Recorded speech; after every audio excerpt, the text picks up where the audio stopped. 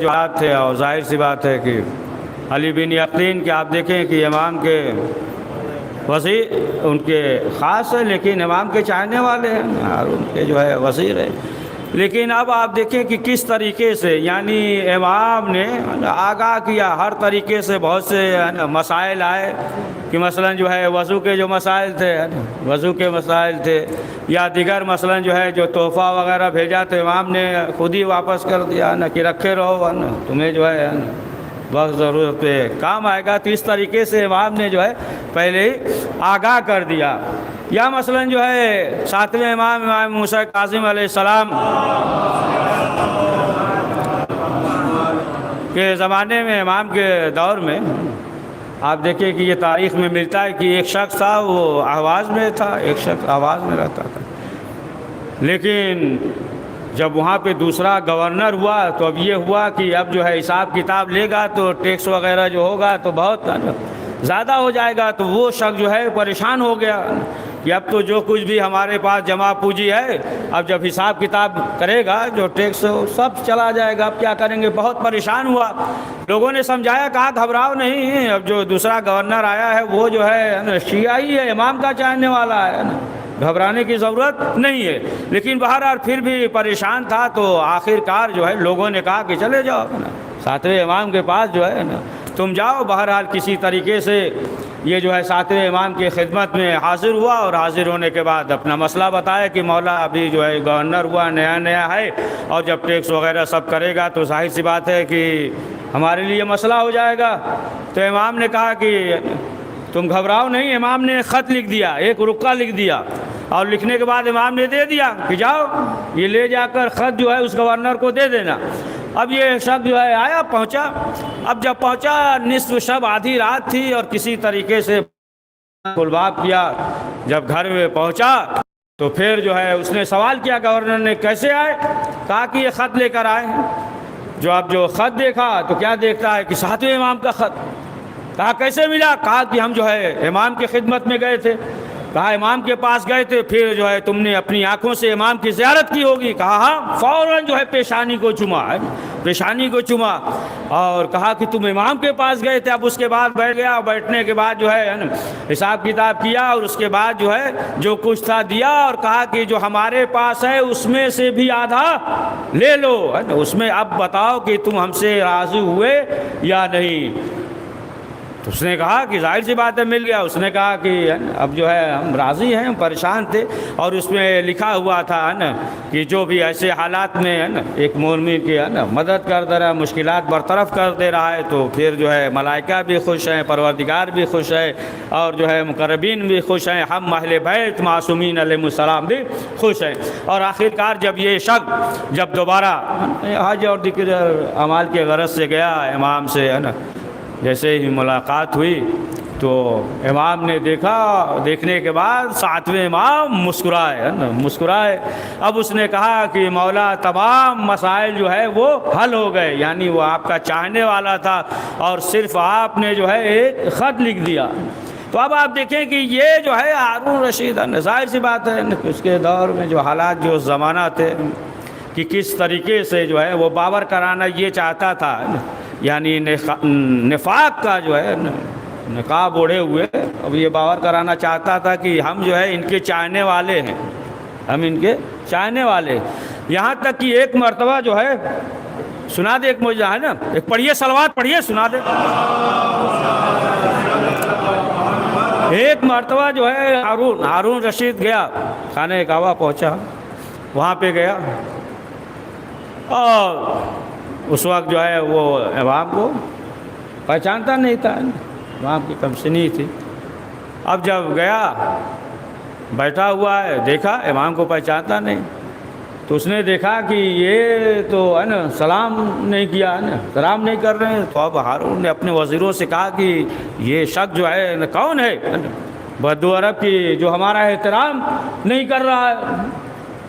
تو اسی میں سے وزیروں نے یہ کہا کہ ارے جانے دیجئے، وہ بدو ہے، وہ آپ کو پہچانتا ہی نہیں ہے کہ آپ ہارون رشید ہیں، لہٰذا جو ہے جانے دیجئے. کہا نہیں، ہم جو ہے ایسا کرتے ہیں کہ سوال کریں گے پہلے اس سے، اگر جو ہے چند سوال کے جواب دے دیا ٹھیک ہے، اور نہ جو ہے قید خانے میں ڈال دیں گے، قتل کر دیں گے.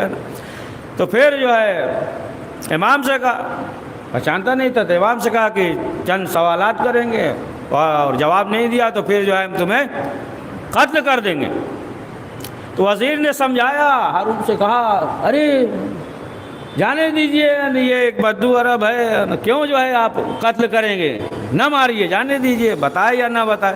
اب جو ہے امام مسکرانے لگے، ساتویں امام جب مسکرانے لگے تو پھر دیکھا ہارون نے مسکرا رہے ہیں، وزیر بھی ارے یہ تو مسکرا رہے ہیں، مارنے مرنے کی ہے نا، موت کی بات ہو رہی ہے، یہ مسکرا رہے ہیں۔ کہا کیوں مسکرا رہے ہیں؟ کہا کہ ہم تمہارے دونوں کے بیوقوفی پہ مسکرا رہے ہیں کہ دونوں بیوقوف، کہ اگر جو ہے موت آ گئی تو تم کون ہوتے ہو روکنے والے، ہے نا، نہیں آئی ہے تو تمہاری کیا مجال ہے کہ جو موت لے کر آ جاؤ گے، تو تمہارے دونوں بیوقوفی پہ ہنس رہے ہیں۔ اب جب اتنا سنا تو اب جو ہے اس نے کہا کہ چند سوال ہیں اور آپ جو ہے جواب دیجئے، نہیں جواب دیں گے تو بہرحال وہ قید خانے میں ڈال دیں گے اور قتل کرا دیں گے، اور جواب دے دیا تو پھر جو ہے آپ کو انعام دیں گے۔ امام نے کہا کہ سوال کرو۔ اس نے سوال کیا کہ یہ بتائیے واجب کیا ہے، ایک ہے نا، ایک کیا ہے، پھر سوال کیا کہ 5 کیا ہے، پھر سوال کیا 17 کیا ہے، پھر سوال کیا 34 کیا ہے، پھر سوال کیا کہ 40 میں سے 1 کیا ہے، 200 میں سے 5 کیا ہے، 12 میں سے 1 کیا ہے، اور پوری عمر میں 1 کیا ہے نا۔ اب پڑھیے صلوات سنا دیں۔ تو کہا ایک واجب، کہا ایک جو ہے وہ دین مبین ہے نا، اللہ دین الاسلام ہے نا، دین مبین، یہ جو ہے ایک یہ واجب ہے دین مبین۔ کہا 5 یہ پنجگانہ نماز ہے، 17 رکعت ہے، 34 جو ہے وہ سجدہ ہے، اور 40 میں سے 1 یہ جو ہے چاندی کی زکوٰۃ ہے، اور 200 میں سے 5 یہ سونے کی زکوٰۃ ہے، اور کہا کہ پوری عمر میں 1 مرتبہ حج ہے، اور 12 میں تو ہو گیا نا، یہ ماہ رمضان کا روزہ 1 کے بدلے 1 جو ہے وہ جان کے بدلے جان ہے۔ جب یہ سنا تو پھر اس نے جو ہے امام کو انعام دیا۔ امام نے کہا تم سے بھی ایک سوال کریں گے، سنیے بہت دقیق بات ہے۔ سوال امام نے کیسا کیا؟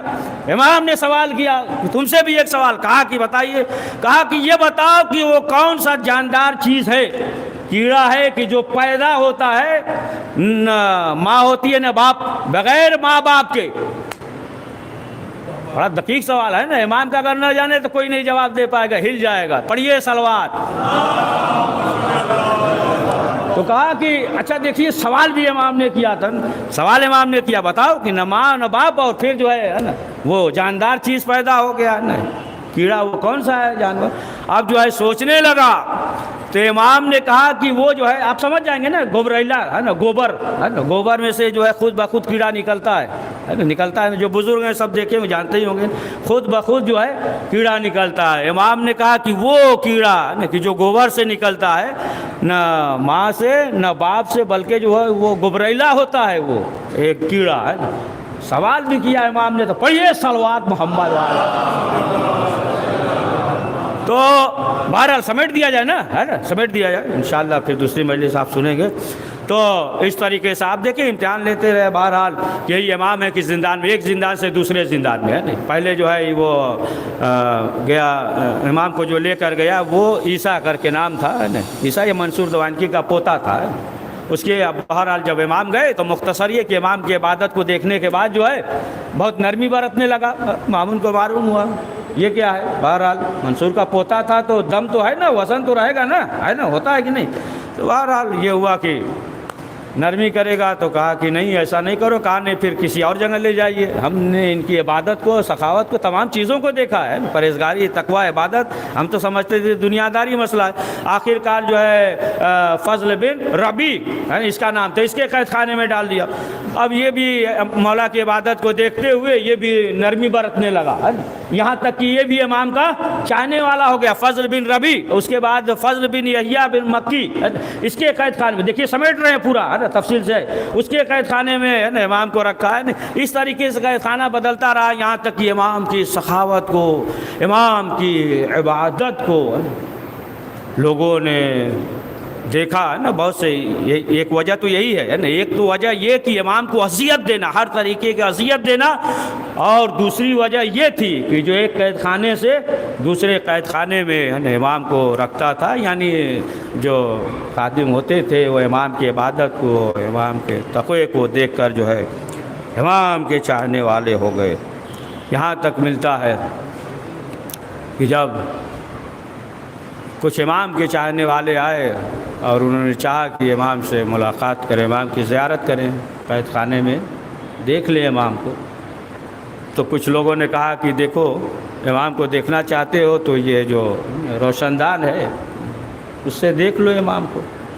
تو چند افراد تھے جو امام کے چاہنے والے، بہت غور سے دیکھا تو کچھ نظر نہیں آیا، تو پھر کہا کہ امام تو نظر نہیں آئے، تو پوچھا کہ جو دربان تھے، پوچھا کیا چیز دیکھا؟ کہا کچھ نہیں، بس ایک سفید چادر پڑی ہوئی تھی۔ کہا وہی تو امام ہے، وہی امام ہے۔ دیکھیے ساتویں امام کے مصائب کے لیے یہی کافی ہے، اگر قید بغداد ہے نا، بغداد جو ہے یہ جو ہے تمام جو شیعوں کے خون سے جو ہے نا وہ جو ہے دیواریں چنی گئی ہے نا، یہاں تک کہ جس کے باپ یا بھائی تھے، بچے یا عورتیں جا کے یہ سمجھ کر ہے نا کہ ہمارے باپ کا خون یہاں ہے، ہمارے بھائی کا یہاں، دیوار کو چومتے تھے، روتے تھے۔ تو اب آپ دیکھیں کہ آخر کار امام کو زہر دیا، ہارون رشید کے منصوبے کے تحت فضل بن عیہ نے کیا، اور صندوق اس نے جو ہے زہر، بہرحال ہارون نے زہر دلوایا، اور یہاں تک کہ باور کرانا چاہا کہ ہم نے امام کو کچھ نہیں دیا، لیکن امام نے آخر میں جاتے جاتے امام نے کہہ دیا ہے نا کہ تم نے کھجور میں جو زہر دیا ہے نا، جو تم چاہ رہے تھے ہے نا۔ امام چلے گئے، امام کی شہادت ہو گئی۔ لیکن جب امام کا جنازہ پل بغداد پہ پڑا ہوا تھا تو لوگوں نے دیکھا دور سے کہ امام کے پاؤں میں سرخ موزہ ہے، بتائے کہیں موزہ ہو سکتا ہے، لیکن جب قریب گئے تو کیا دیکھا کہ جو بیڑیاں تھی امام کے خون سے جو ہے امام کے پاؤں سرخ ہو چکے تھے، یہاں تک کہ امام کو زہر دے دیا گیا۔ بس آخری فکرہ ہے نا کہ چند افراد جو ہے وہ اہواز سے امام سے ملنے آئے، 3-4 افراد تھے، امام سے ملنے آئے اور لوگوں سے کہا کہ ہم امام سے ملنا چاہتے ہیں۔ تو کچھ افراد نے یہ کہا کہ دیکھو تم امام سے ملنا چاہتے ہو، یہیں کھڑے ہو جاؤ ہے نا، یہیں کھڑے ہو۔ دیکھیں امام کا جنازہ جو ہے نا پل پہ جو ہے 3 دن تک پڑا رہا، 4 مزدوروں نے اٹھایا امام کا جنازہ ہے نا، اور امام کے فرزند 8ویں امام آئے ہیں نا، اور بہرحال امام نے غسل دیا، تمام چیز، بس آخری فکرہ کہا کہ یہیں کھڑے ہو جاؤ، امام ابھی گزرے گے، تم امام کی زیارت کر لو گے۔